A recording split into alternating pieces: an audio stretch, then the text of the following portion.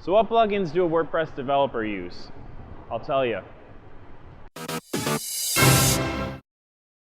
Hey, I'm Jeremy Scott, and I'm one of the developers over here at Marketing Press, and I want to talk to you about some of the plugins that a developer puts to use as they're building a website.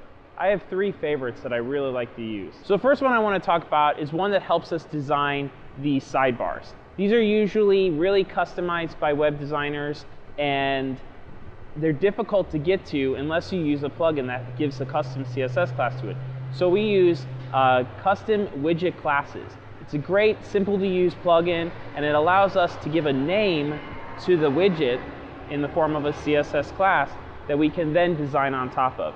Much less complicated for writing the code, and just helps us get that done quickly. The second one I like to use is called Advanced Custom Fields.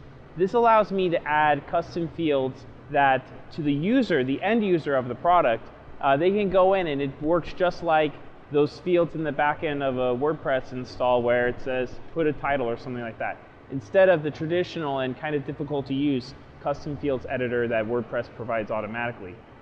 And finally, and I know Greg's already talked about it, is gravity forms. Forms are one of the most important parts that go onto any marketing-driven website. It gets that valuable user input and or that user interaction that creates the value for you and why you're building this website. And so having a good form editor is absolutely important. Put those three to use and you're going to be set. Thanks for watching. If you like our videos, feel free to subscribe to our YouTube channel, or you can subscribe to this as a podcast in iTunes.